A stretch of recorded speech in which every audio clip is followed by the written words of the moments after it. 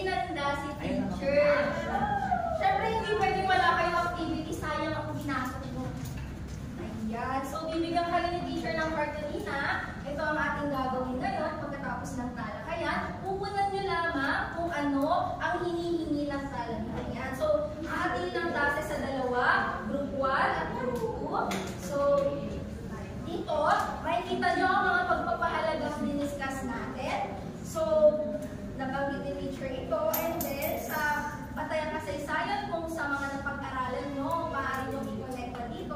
At yung plano gagawin nyo bilang estudyante, at ano ba yung inaasahan yung resulta? Ready na ba? Ready. Ito, para sa grade 1. At ito naman ito para sa meron po si teacher. Ayan. Bibigyan ko lamang kayo ng 4 na minuto para sagutan. Kung ano lamang ang maabot natin. Yan.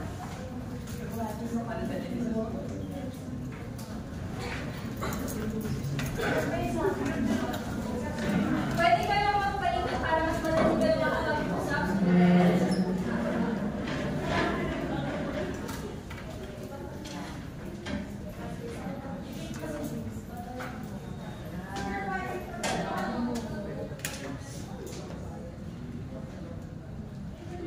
Naiintindihan ba ang instruction ni teacher? Ilan yung mahalaga at maipokonect dito sa batay ng kasaysayan? Halimbawa, kung ano man yung pag-aralan mo noon. Ano ang ginagawa? Kapalan niyan,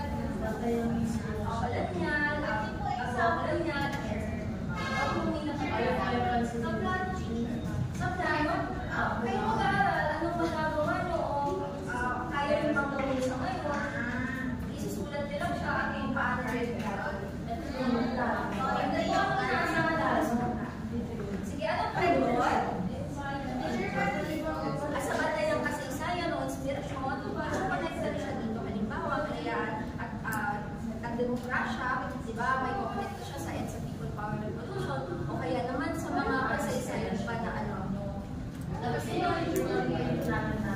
kung ano ba, ano yung makayakan nyo na magagawa para mapahalin ko o para nyo kayo mapahalagaan.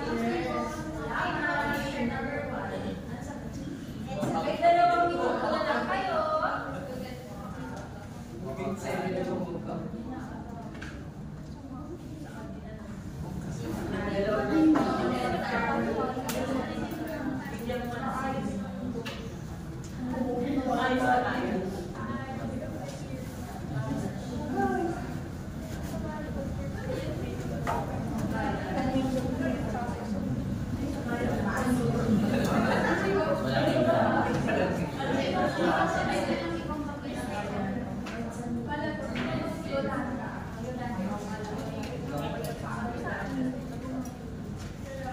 Pag may katanungan, magsabi agad kay teacher.